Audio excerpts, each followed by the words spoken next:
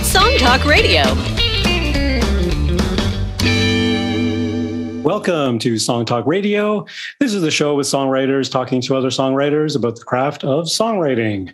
We share tips, tools, and techniques, and together we all become better at writing songs.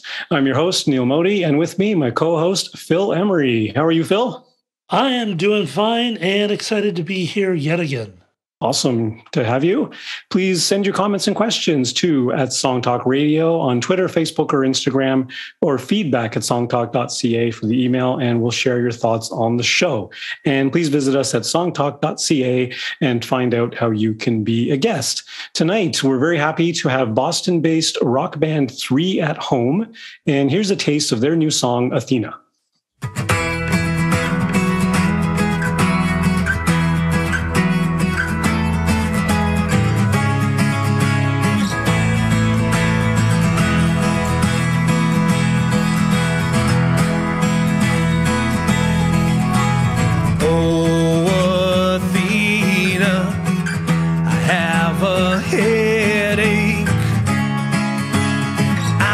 Chisel you out, or you could stay there for safekeeping and help me expel all the doubts.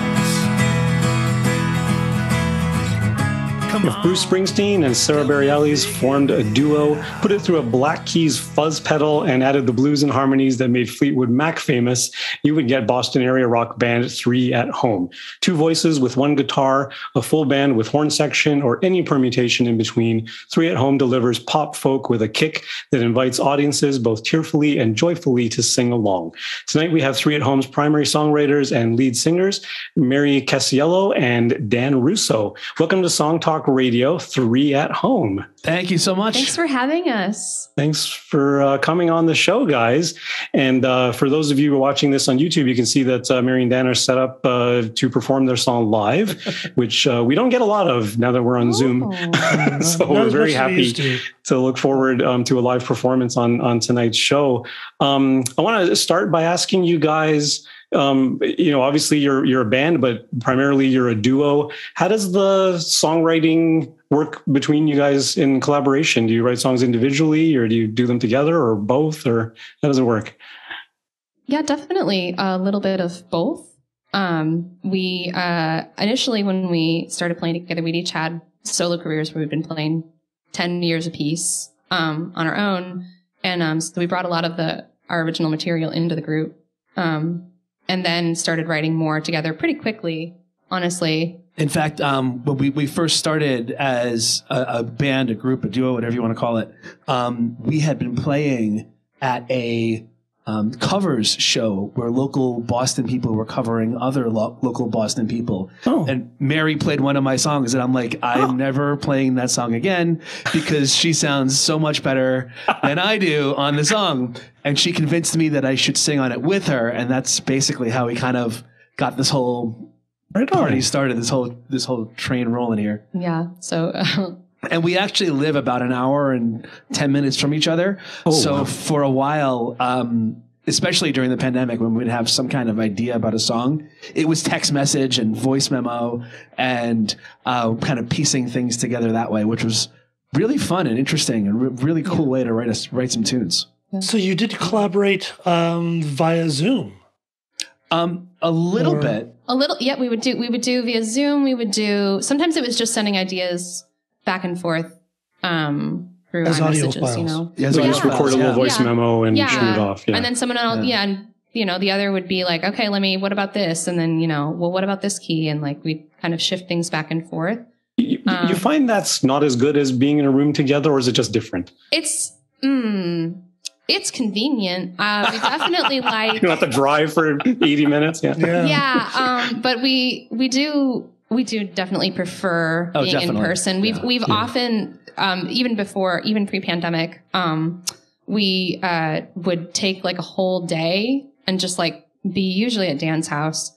And like we'd try to get done all the stuff, logistical band things, or, writing and, just sending emails, kind signing of just up like for stuff, an intense, like woodshed kind of day.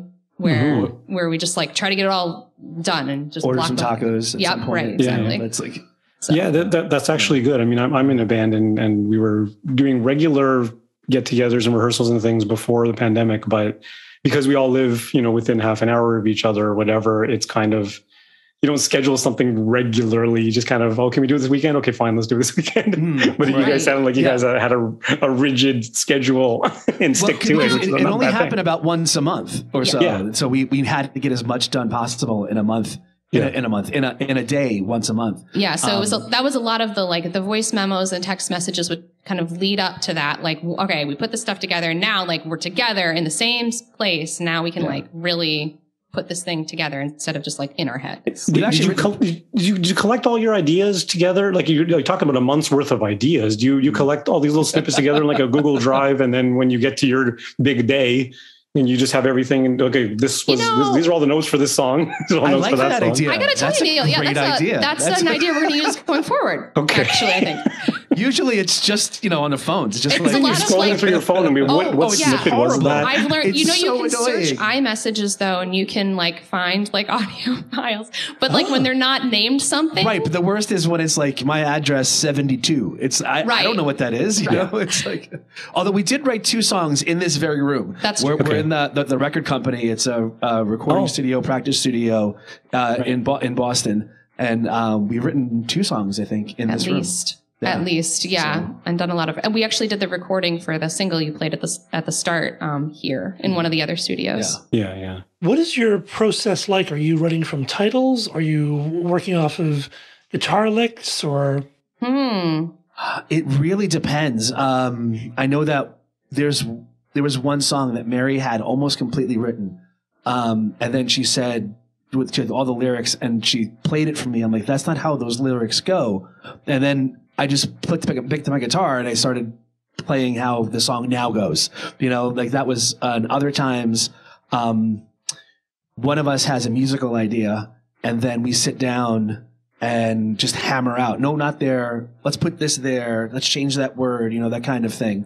I feel like sometimes titles come last though. Yeah. I almost never start with a title. Yeah. There might be a concept. There might be a lyric that we're building off of. I feel like I end up building off of lyrics first a lot more. You end up sending me a lot of guitar licks, right. Like a lot. But for me, my approach is often starts with the lyrics and then building a melody that suits the like rise and fall of the syllables really well. Mm-hmm. And then sometimes it is just setting it over.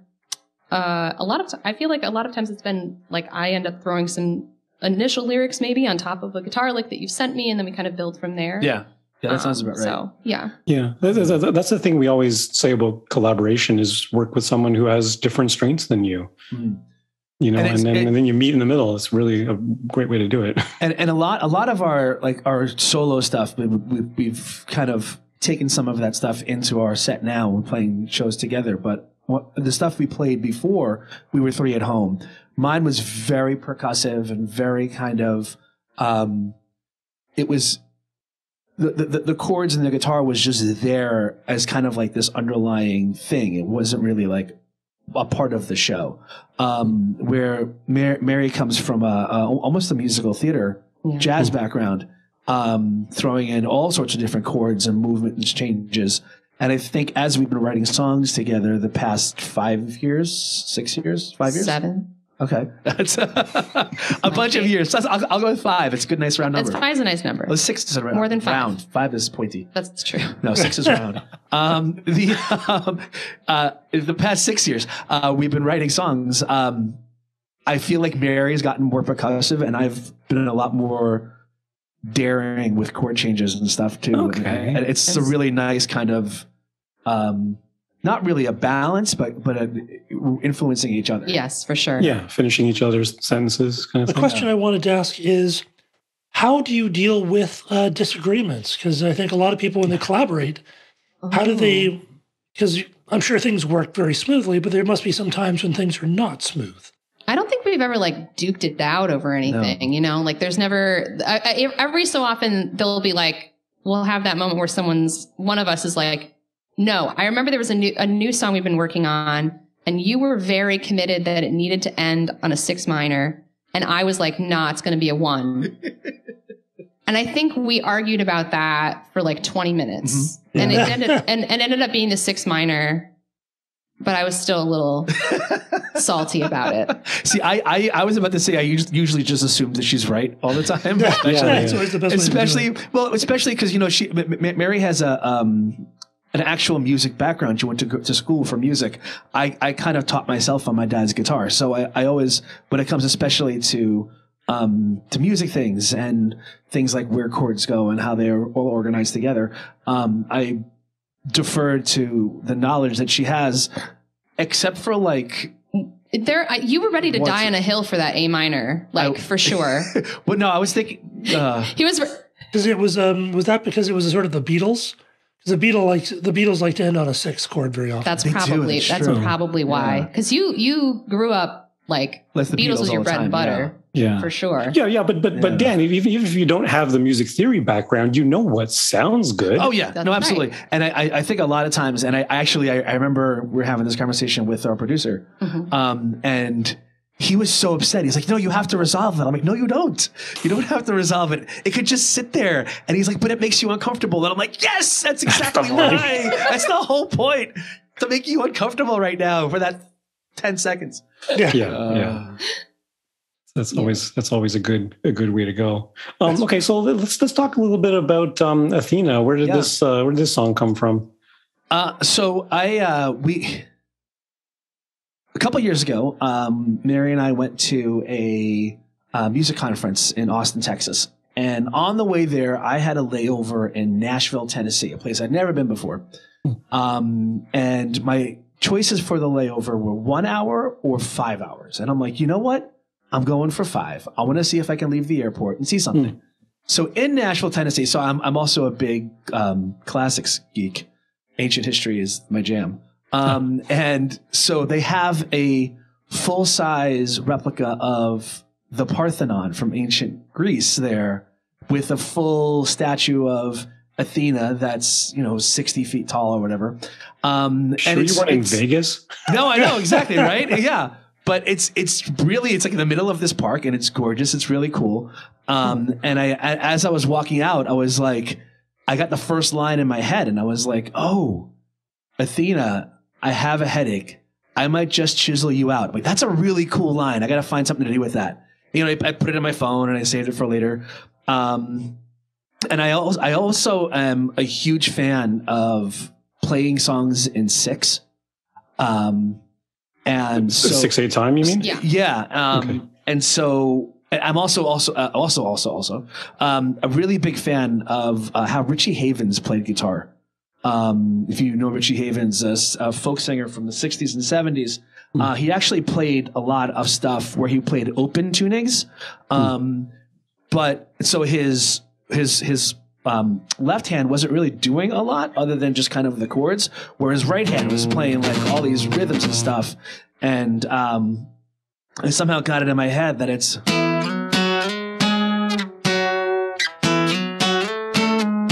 And I'm like, oh, that's how Athena goes. And so I started kind of like trying to come up with ideas for how that can move around and where the kind of chord structure goes. It's one of our few recent songs that we wrote individually. Yeah, no, that one was all you. Yeah. Although I was immediately obsessed with it. I really did was. I send it to you before I finished it? I think I. Yes, you did. You did. So was there a bit of back and forth? Like, did Mary, did you get Dan's original thing and be like, oh, you know what would work neat here, or anything like that? Yeah, no, he sent me the first line that had popped into his head, and he's like, that's something. And I'm like, okay, good. And then later, I think after we got back from Austin, he's just sent me this voice memo with like basically the whole song. And it was the first verse. It was the first verse? It was the first verse because I didn't remember we played that singer-songwriter thing with Katie. Yes. So we actually played a singer-songwriter night separately. So we had someone else was sitting between us. It was fun. And so Mary would play, then this other person would play, and then I would play. And I was determined that I wanted to have a new song by the time that show showed up. And so I'm in my car driving to the show, and I'm like, okay, what goes here? I don't know. What goes here? And I knew the basic structure of the song, and I knew where I was going with the lyrics.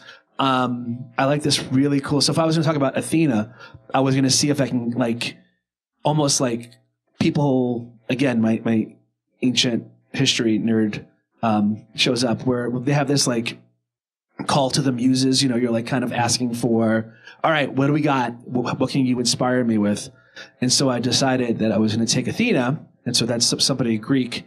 And then I went with the second verse is Saint Bridget, which is an important patroness of Ireland, where my family's from, and really important figure in especially Irish Catholicism. And then the Irish have this like ancient thing where there's always three. You always have to have three, and it's usually three goddesses. So I had to come up with a third one. And so I went back to the Hebrew, and I went with Lilith, Adam's other wife. The people are unclear whether it's first or second. And she was the one who was like, no, I'm just as good as you are, and supposedly got thrown out of Eden for it. And the person that Lilith Fair is named after, if you remember from the, the 90s? Yeah. And about, it's a big figure in like female empowerment and, that kind of thing. So I thought it would be neat to kind of have these three as my muses that I'm calling to, kind of like asking for whatever it is that they're going to bring down, help out with the song. Oh. Yeah. So this song is not about your personal experience at all. No. Well, it is in a way, I guess, because, I mean, it's asking for support. And I think a lot of times when we're doing something, you're putting yourself out there, especially as musicians, and you're kind of like, hey, people I've never met before, here's my deepest, darkest thoughts, or here's some trauma that I've lived through. Come along with me. It becomes, it's a lot. It's a lot. It becomes important to make sure you have a support system behind you. And I think that maybe my thought was that the support system was this kind of like callback to wherever we were calling back to. Now, is this in an open tuning? It's not. It just sounds like it. It's just because I'm just playing the octave there. Oh, I see. All right. Yeah. Then it gets this really cool drone underneath it. He actually used that one time when he needed to put on a new string and tune. And he like looped the intro. We were in the middle of a show. Of course. Always in the middle of a show, isn't it? And the string just, and so he's droning on the low E. And then he makes the whole tuning process into part of the performance. Nice. It was wild, but it worked really. And then it was like, and now it's time to play Athena. Yeah. And it sounded like an actual intro. It was amazing. Wow. So is it a standard tuning or is it a different tuning? Yeah, standard tuning. Yep. This is a standard tuning. Yeah. Okay. Yeah, it sounds kind of open-y, but that's really neat. So when you came to the song, did you start off with chords, or did you kind of have more of that lick, or? The first thing that I had was that just that and see where I can go with it. And kind of like, okay, I'm in E. I'm going to sit here for a while. So where else can I go in E to make it sound like one of our tunes, and a little less like U2, which is not bad. I love U2. But U2, a lot of U2 songs are in E, and so it's kind of like, okay, I can't. So I'm like, I can't use a D at all. And F sharp minor is one of my favorite chords. So I wanted to make sure I can throw F sharp minor in there too. Yeah. It's just a nice, neat little. F2 minor. Yeah. Can't go wrong with that. No. That's right. Well, shall we take a listen and then we can talk some more about it? Yeah, sure. So we're introduced to a live performance here on Song Talk Radio. All right. This is Three at Home with their song Athena.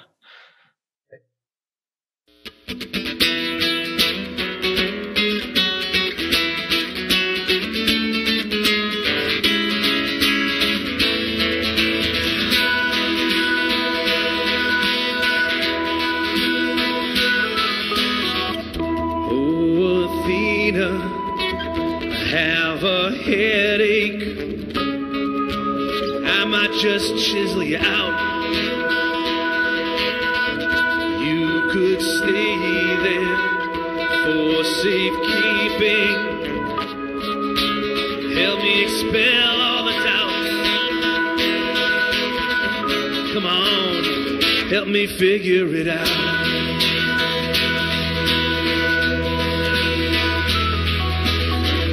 Dearest Bridget, give me shelter under your blanket of stars, like the child in the manger, taking his message to heart. Come on, help me through this guitar.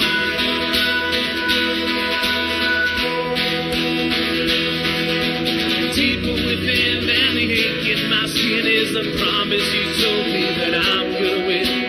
I trust you more than ever before, and I feel it all down to my core.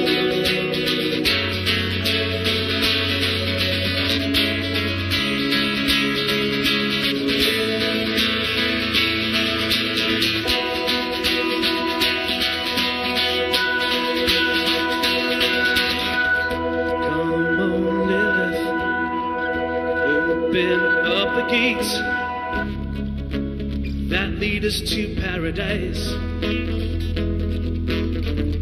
I don't care if we have to break in, cutting through fire and ice.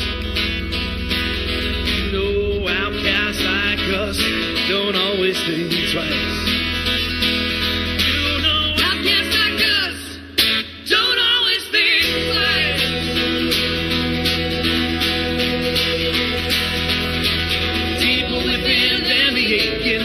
Is the promise you told me that I'm gonna win. I trust you more than ever before, and I feel it all down to my core. Deeper within than the ink in my skin is the promise you told me that I'm gonna win. I trust you more than ever before, and I feel it all down to my core. Feel it all down in my core.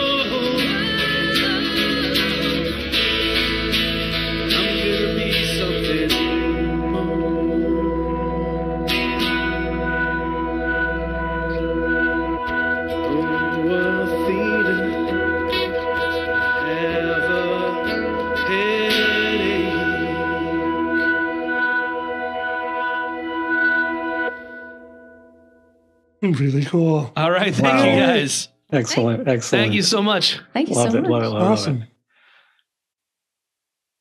Yeah, it's interesting. The your verse has kind of a more open rhythm. Oh, Athena, I have a headache. I might just chisel you out. But then your chorus has a really nice contrast. Thank you. And because your chorus has much more, a lot more words, and the rhythms are very tight.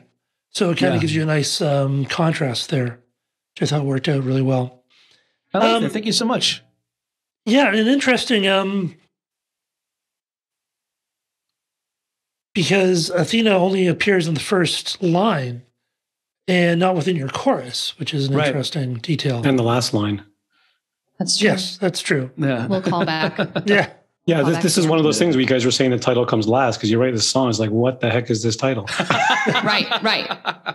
There's. I mean, there are hooks, right? But then the hook didn't feel like the title. No. Yeah, like Down to My Core. You wouldn't call the song Down to My Core. Right. No. And I think, I think that's an Alice in Chains song. Really?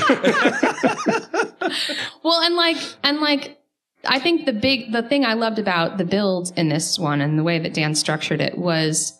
And I think this was the only song, like maybe the only suggestion I gave you, was that I'm going to be something more should only happen once. That's right. Yeah. I feel it all down to my core. We just kind of leave it open. Feel it all down to my core. The final time that comes around, he then sings, I'm going to be something more. And I loved that, the build of that. And I think that was the only thing that I was like, do it this way, structure it this way.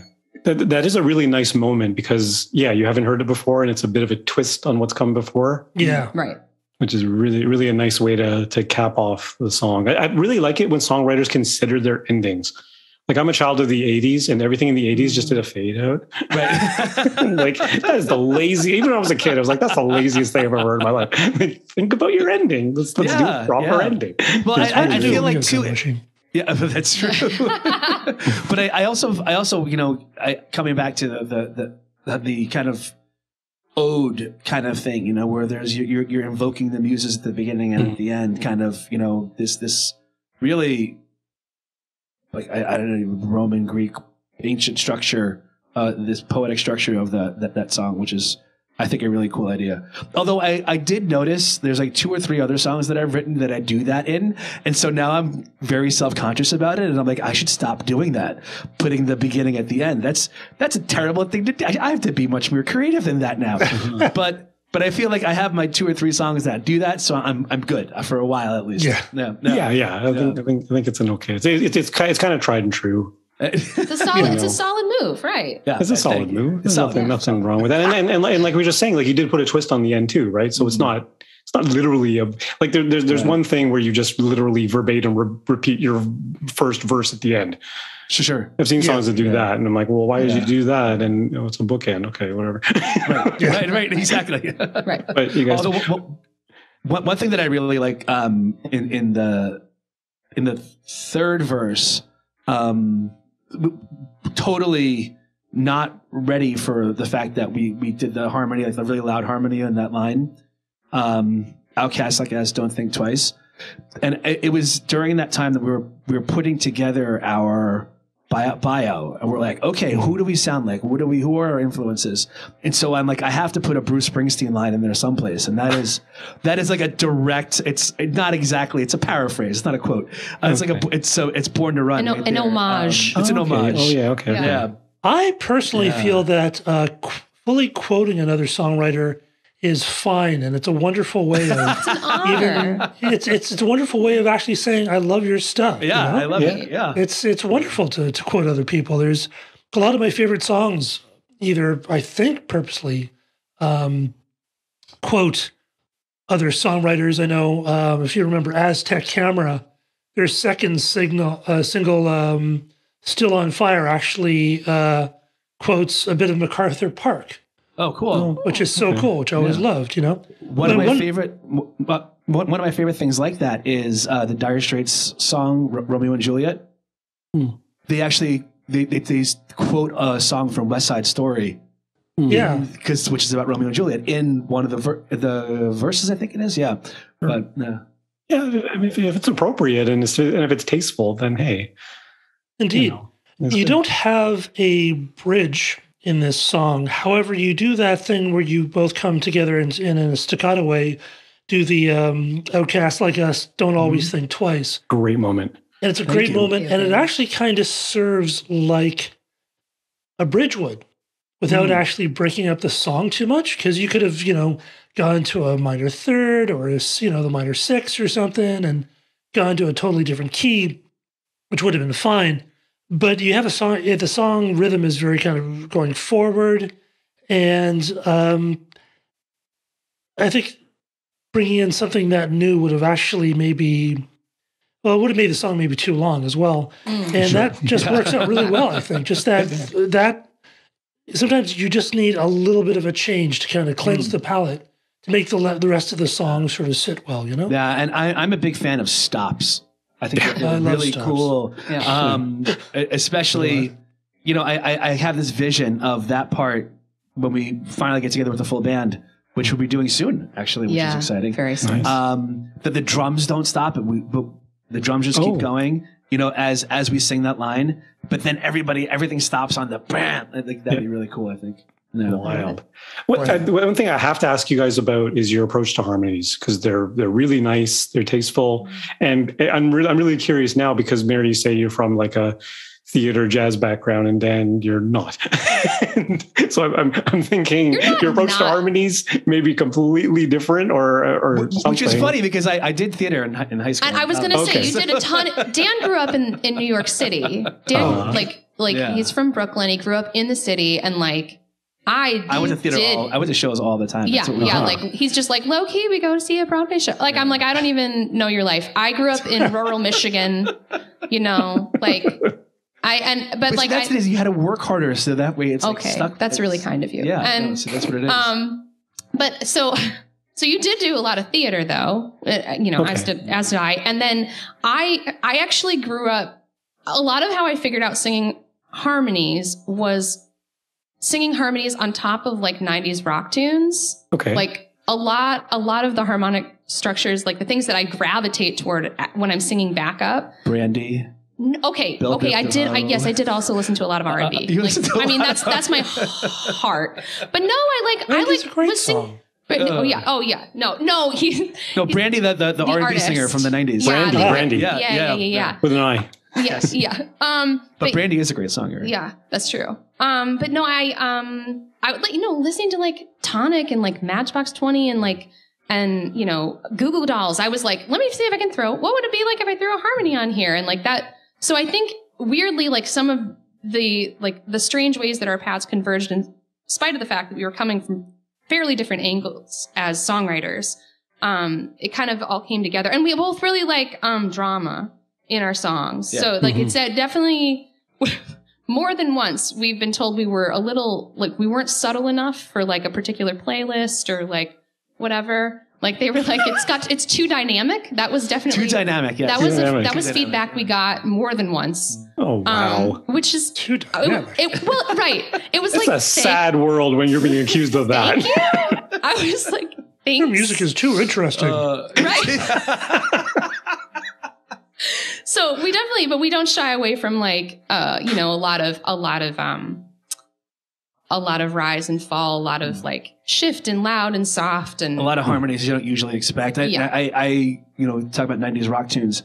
A lot of times when I'm looking for an interesting harmony, I think of like Alice in Chains. I talked about them earlier, but their harmonies are so fascinating when they sing fourths or they sing like they have the seventh and then make it resolve somehow. Like in the voices, not even just in the guitar work, which I think is so cool and it was so interesting and different. There's actually a one tune of Mary's that we play in which it's Air. One of our songs is Air. And there's a very interesting harmony. Somebody came up to me. It was one of Mary's theory friends. And we started talking about it. And I'm like, it just sounds like Alice in Chains. I don't know. But now, of course, I know the vocabulary. I can say, oh no, that's a fourth. It's meant to be there on purpose. Yeah, exactly. It's like that's true because often harmonies are the third or the fifth. Right. So doing a fourth is definitely unusual. And as two people who like to take up a lot of space and make a big noise, even when it's just the two of us, we often gravitate toward either like really tight thirds or sixths. To make it feel like we're taking up more space than we actually are. Right. And that has worked really well for us. A lot of people are like, wait, there's only two people on stage. Hold on. That's always a good thing. Because I assume when you have a band, it just may sound massive. Yeah. Well, that feels... Well, that feels authentic. I'm not going to lie. We don't do anything like halfway. Yeah. When we have a band, we have like a horn section. Like we had our last show with a band, we had 2 keyboards, 2 guitars, bass, drums, trombone. You guys are doing horn arrangements? Oh yeah. Yeah. No, yeah. It's super fun. Yeah. Cool. Super fun. Yeah. We haven't gotten to, when we get in the studio, we've not yet had the funds to throw at horns at the right time. The timing is not aligned. Yeah. So then we're like, well, let's find some horn arrangements for, the future when we get to record this again or in a different way or whatever. So are you doing the horn arrangements or the horn guys doing the arrangements? It's definitely, I think it's often a collaborative effort, but we usually have especially Dan always has really good ideas for horn parts. And then, then we will transcribe them after the fact. And if we're not entirely certain of where we want it to go, then we'll collaborate with, especially the trombonist we've worked with a few times. He's really, really, really good. He's been playing with us for 4 years now. Yeah, so he has a good feel about what to play when and where we're going with a lot of the tunes, which is really great.